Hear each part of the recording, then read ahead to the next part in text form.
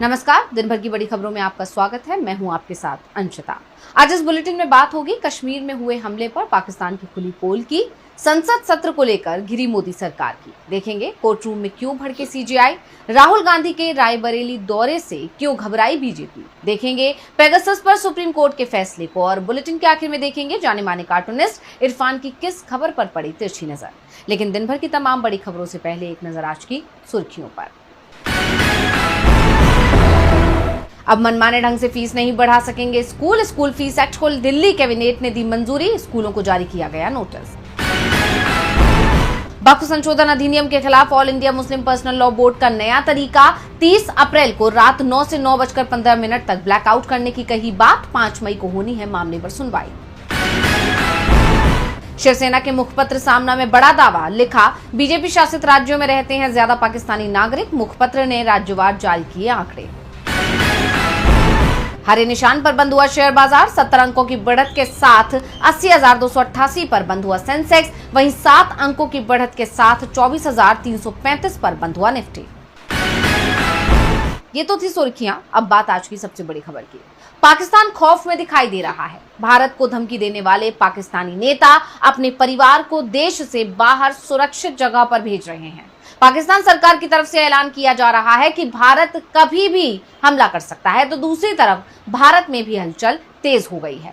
PM Modi ने CCS की बैठक बुला ली है और कैबिनेट की भी बैठक होगी। साफ है कुछ बड़ा होने वाला है। देखिए रिपोर्ट। कश्मीर में हुए आतंकी हमले के बाद लगातार बैठकों का दौर जारी है। गृह मंत्रालय में हाई लेवल बैठक हुई, जिसमें राष्ट्रीय सुरक्षा गार्ड यानी NSG, border security force BSF, केंद्रीय रिजर्व पुलिस बल सीआरपीएफ और सशस्त्र सीमा बल एसएसबी के वरिष्ठ अधिकारी मौजूद रहे। यही नहीं, 30 अप्रैल को सुबह 11 बजे सुरक्षा मामलों की समिति सीसीएस की बैठक होगी।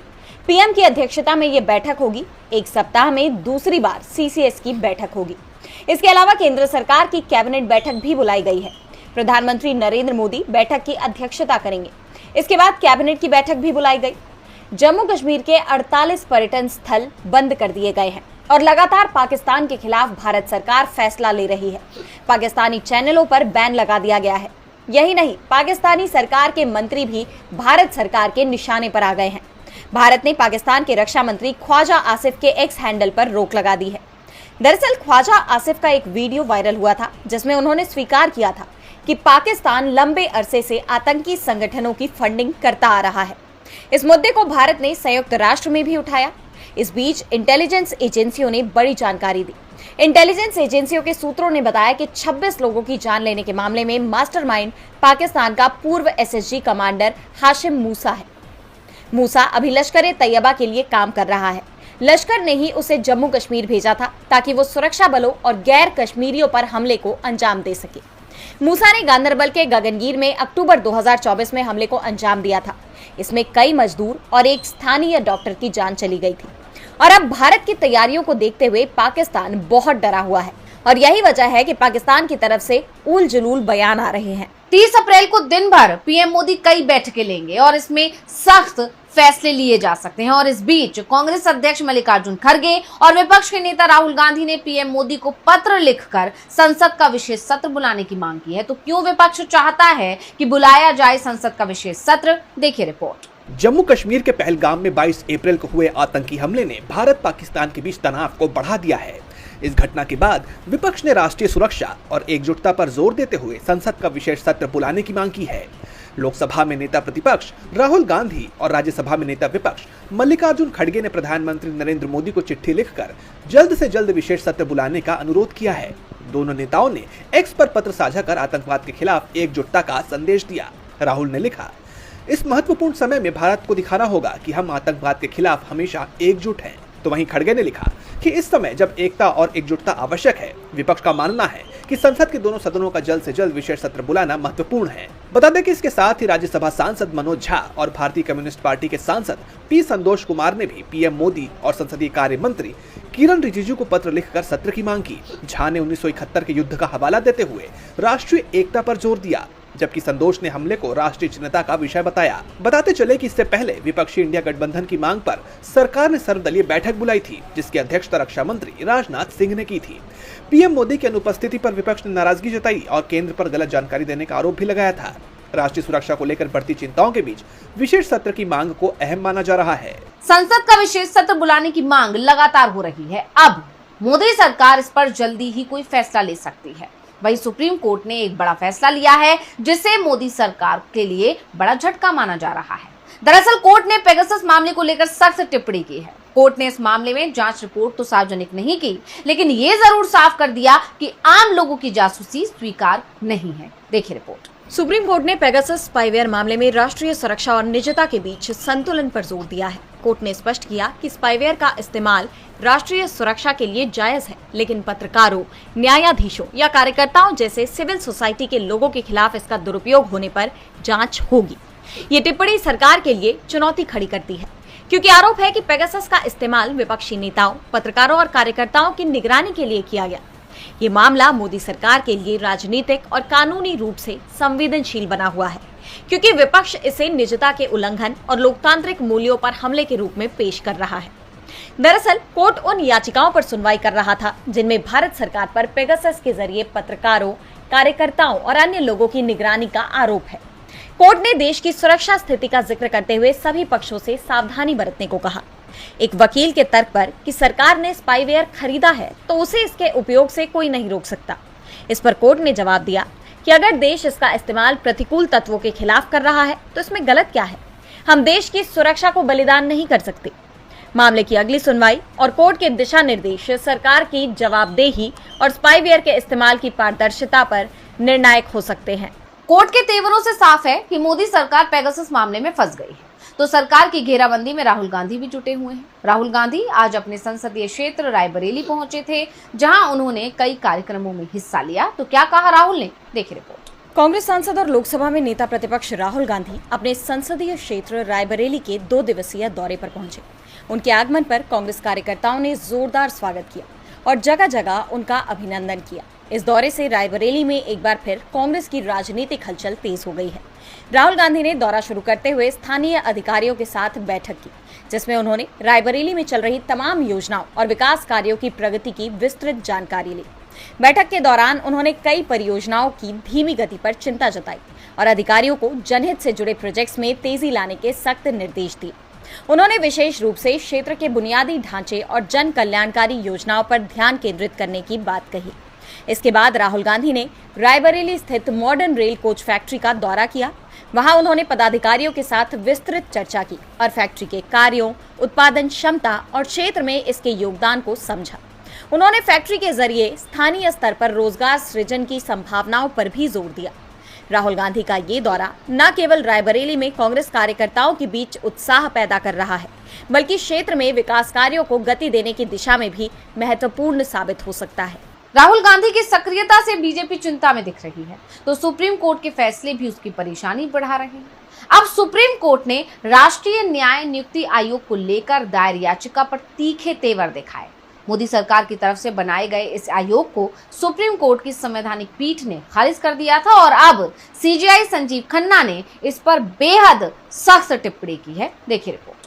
सुप्रीम कोर्ट में सीजेआई संजीव खन्ना सुनवाई के बीच में एक वरिष्ठ वकील पर भड़क गए। उन्होंने कड़े स्वर में कहा कि आप मुझे न बताएं, मेरे मुंह में शब्द न डालें, कृपया अदालत में राजनीतिक भाषण न दें, बस इतना ही।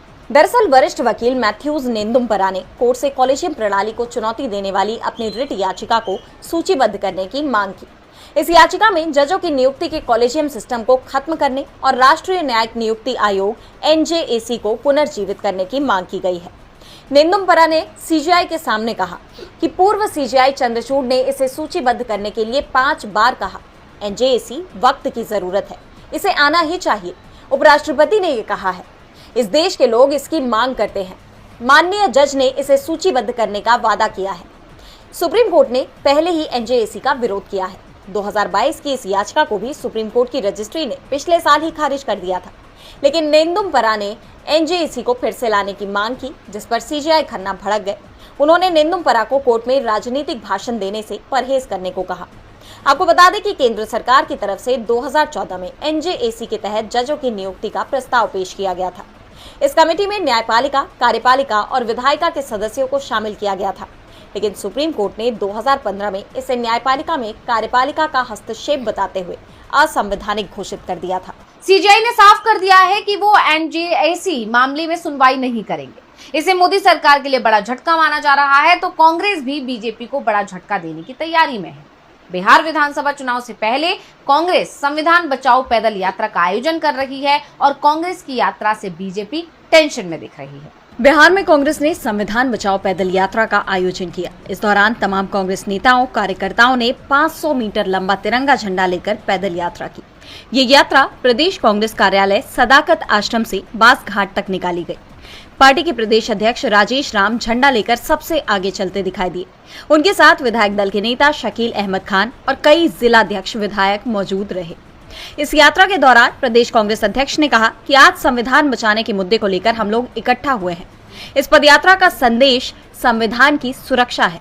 जय बापू, जय भीम, जय संविधान के मुद्दे पर हम इकट्ठा हुए हैं। उन्होंने बीजेपी पर गांधी और बाबा साहेब भीमराव अंबेडकर का अपमान करने का आरोप लगाते हुए कहा कि बीजेपी पिछले 10 सालों से धर्मनिरपेक्ष संविधान को सांप्रदायिक करने का बीड़ा उठाए हुए है। इसके साथ ही 2024 के लोकसभा चुनाव का जिक्र करते हुए उन्होंने कहा कि लोकसभा चुनाव में भी जनता ने संविधान बचाने के मुद्दे पर विपक्ष का साथ दिया। जनता ने भाजपा के 400 पार के नारे को ध्वस्त कर दिया। ये नतीजा इस बात का सीधा संदेश है कि देश की जनता भी मान चुकी है कि संविधान खतरे में है। संविधान में दिए गए अधिकारों को कमजोर किया जा रहा है।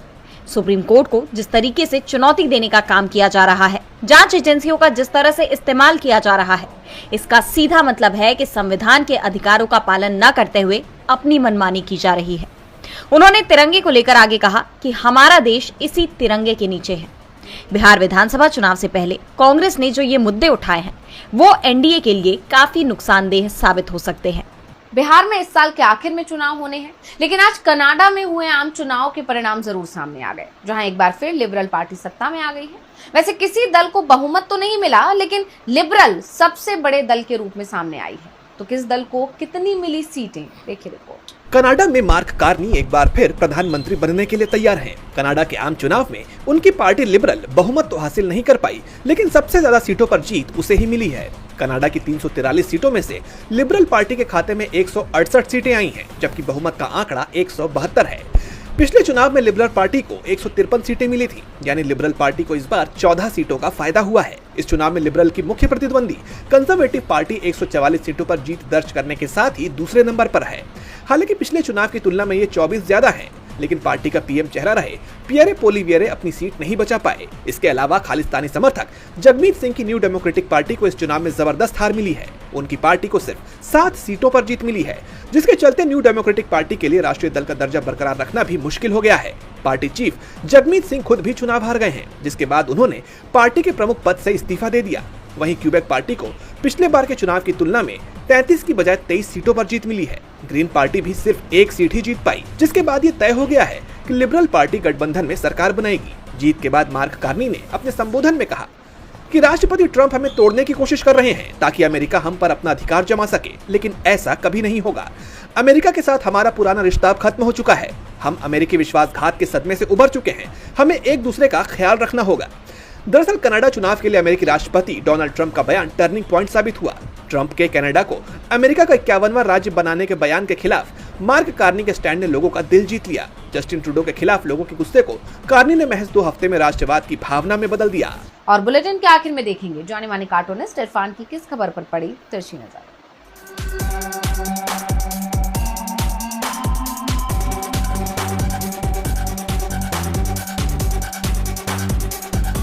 स्किल अपनी जगह होती है, पढ़ाई लिखाई अपनी जगह होती है।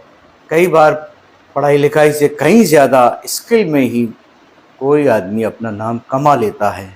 अब देखिए ना, बिहार का सिर्फ 14 साल का स्कूल में जो पढ़ने की उम्र होती है, उसका एक बच्चा जिसका नाम वैभव है, उसने आईपीएल में सिर्फ 35 बॉलों के अंदर शतक जमा लिया।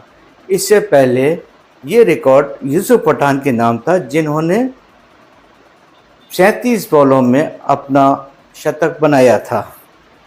अब ये एक इंस्पिरेशन वाला मामला भी हो सकता है, क्योंकि इसके पीछे उसके देखा देखी बहुत सारे बच्चे भी इसमें आना चाहेंगे।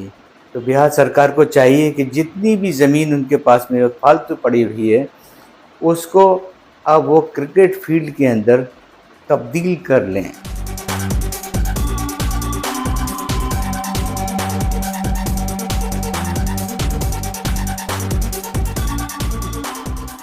बहुत बहुत शुक्रिया इरफान जी। तो आज इस बुलेटिन में इतना ही। आप देखते रहिए डीवी लाइव और मुझे दीजिए इजाजत। नमस्कार।